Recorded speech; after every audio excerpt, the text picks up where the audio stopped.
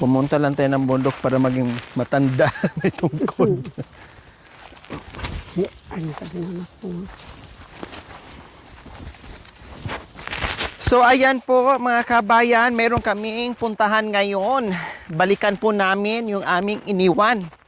Iniwan kagabi. Yes. Iniwan namin nung nakaraan po.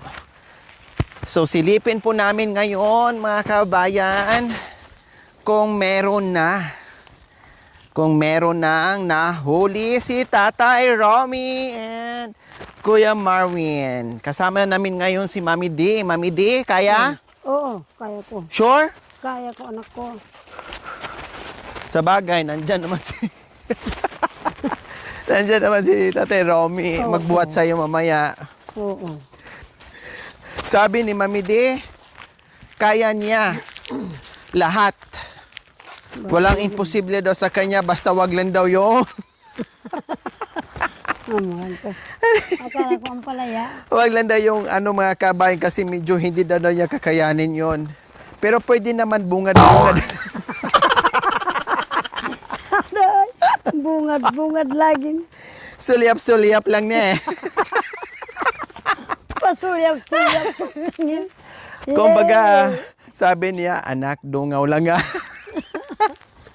Padungaw-dungaw. Padungaw-dungaw lang, wag lang ituloy, baka mamaya eh. Masisira yung gate. Mamurang kang mamurang. Ito, Mami D, oh.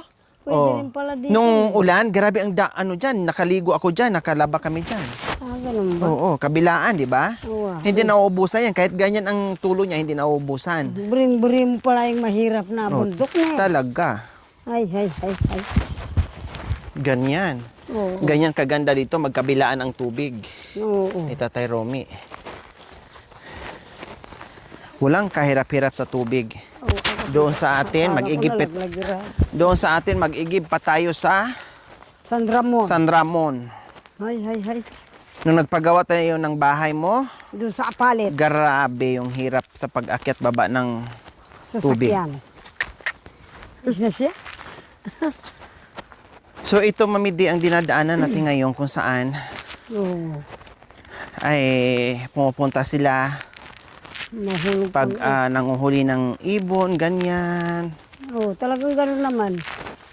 Sa Aita, ang tawag sa ganito, anak ko, bagbag. Bagbag. Oo. Pumupunta sila sa sobrang liblib na sa mga masusukal. Oo. Doon sila nagtatago, doon sila nanguhuli ng bayawak, nagsisilo. Oo. Mga, yung kahoy na nandyan, kinakain ng kukulok yan. Hoy, antayin mo naman kami.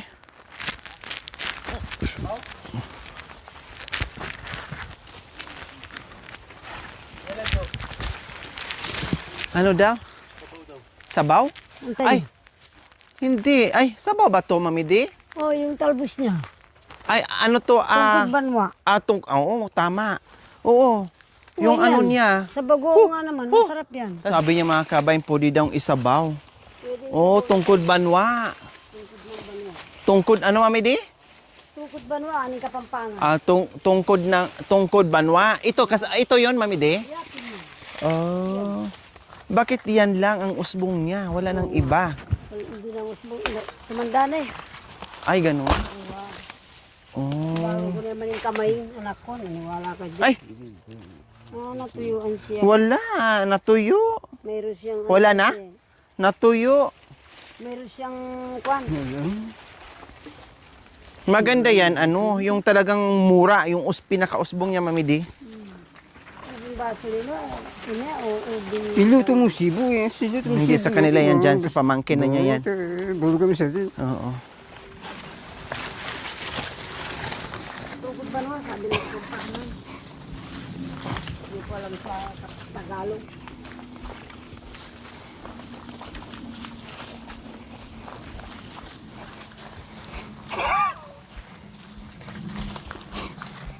May mga tungkod kaming dala mga kabayan kasi super dulas.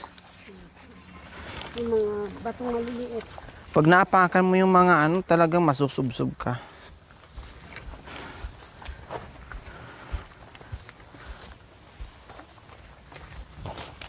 aking narinig ko yan na screening finger. The wide. Ano po, Mami Di? Screening finger. Wide.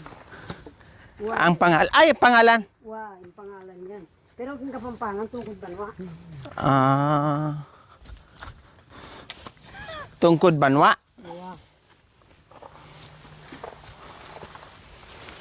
Lagi yung kinakain ng Kapampangan yan.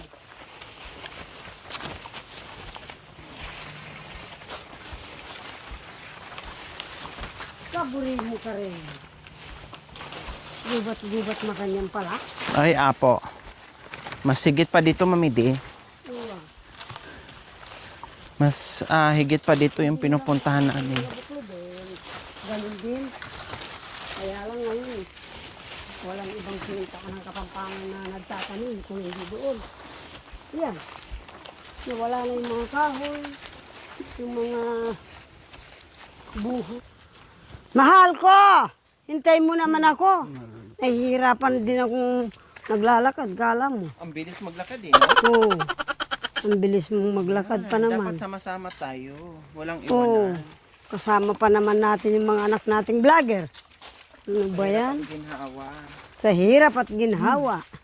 Magkakasama. Magkakasama, tinuturo oh. siya. Papaya na ano. Hinog. Ay, oo nga. Baka pagalitan tayo, mayroon palang may-ari dito. Hindi, yung may-ari yung nasa lubong natin kanina. Yung binibigyan ko kahit Ah, nakakuha siya ng pulot. Ang daming ang daming honey. oo. Yung honeybee na mahaba? Oh. Kala ko yung honeybee maiksi. Biyaong yun. Ang tamis. Bawa naman. Pure, walang halong ano. Sa lahat ng ginawa ng Panginoon dito sa ibabaw ng ilalim ng mundo, Ilalim sa ibabaw ng mundo. sa ibabaw ng mundo talagang yan ang walang talong lahat. Kung sa ilalim ng mundo, kundi na Oo. nilibing natin buhay. Totoo. Talong lahat. Lunes, nang tayo'y magkakilala. Martes, nang tayo'y muling nagkita. Huwebes, ay inibig din kita. Biyernes, mga puso'y nag-aawitan. Sabado, tayong dalawa'y nagkatampuan. Pagsapit ng linggo, giliw ako'y iyong iniwan. O kay bilis ng iyong pagdating, pag-alis mo'y sadyang kay bilis din. Natulog akong ikaw ang kapiling. Unit, wala kami, buret! Habay na ba yan? Likot mo ha. Yeah. May bubuyog, binugaw ko na baga mamaya masundan na Uwa. makagat tayo. Yaring puso, kung hindi liligaya, sa pag-ibig ay wala ng pag-asa. Wow. Kung puso mo ay mayroong adlang pa, huwag nang ilihim, sabihin sana. Nagpaparinig ka tatero kami ah. Limutin kay madali kong sabihin. Ngunit sinta, masakit sa damdamin. Magdusa man, kung ligaya mo giliw. Kung yan ang palad, tatanggapin. Ika'y langit, ako'y lupa. Yung Ganda yan ah. tatanong- Parang ngayon mo lang kinanta yan. Wapin. Ganda.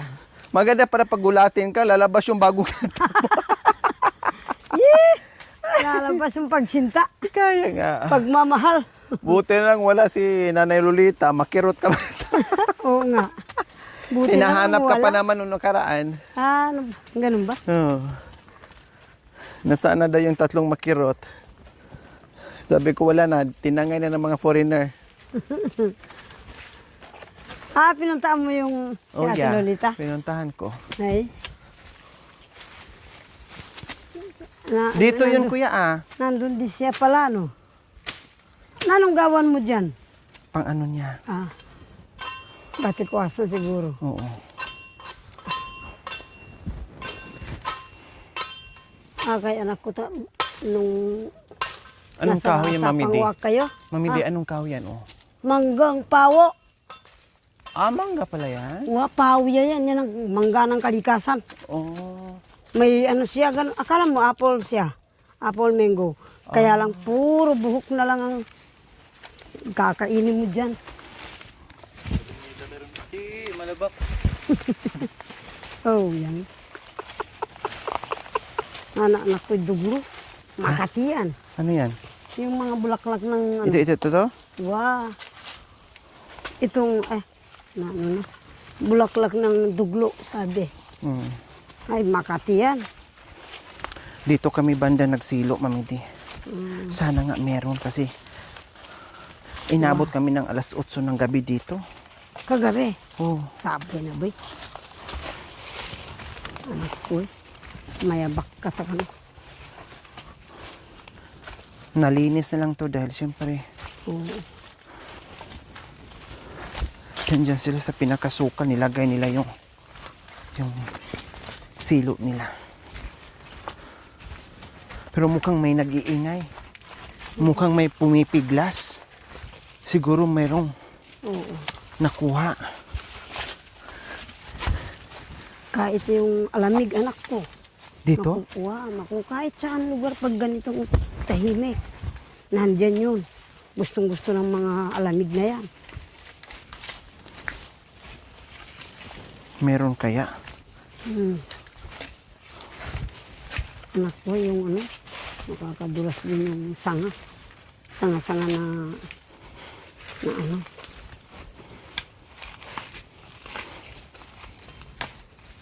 Wala. Wala yata. Ha? Pinalitan yata yung ano.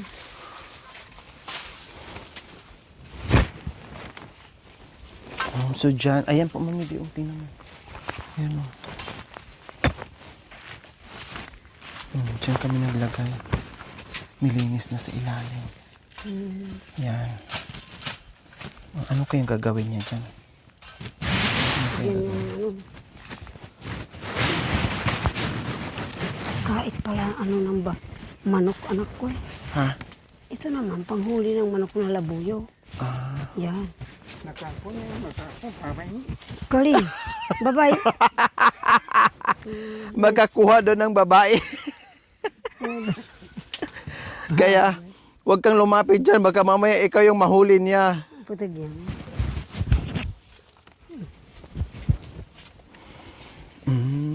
Wala pa palang nakuha, Mami D. Oo, babae raw yung nakuha na. Manok ba yan o ano? Ano? Bayawa. Bayawak. Sana linagyan ng ano, dito ka ng isda. Madaling niya maamoy yun. Kasi madaling babaho. Palakaan. Ganun ba? Ayun o, nakalambitin. Ano sana? May isda sana. Wala. Yung doon sa atin sa Nabuklod. Mamong boy, yung konting, yung sinusuutan natin dinadaanan. Mga labuyo, meron din naaakit ng manok nila.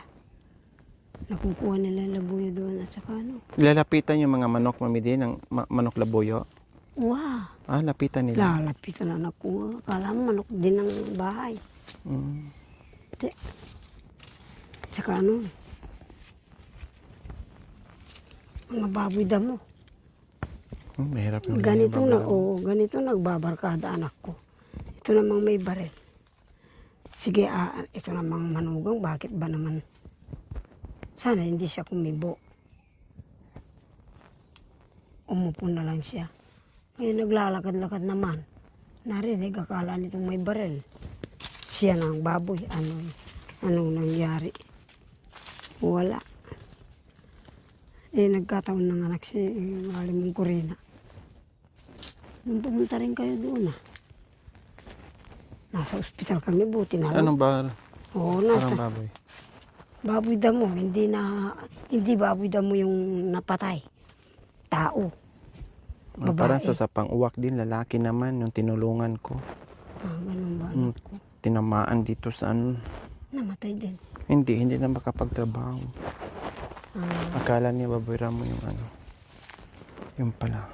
Tao Oo. pala. Nagkasalubong sila ng huli ng babayaran mo. yun din. Akalain mo yung bata nasa likod. Buti na lang hindi natamaan yung bata. Maganda palang babae. Namatay yung babae. Uwa. Tapos, malaking balugay anak ko nga.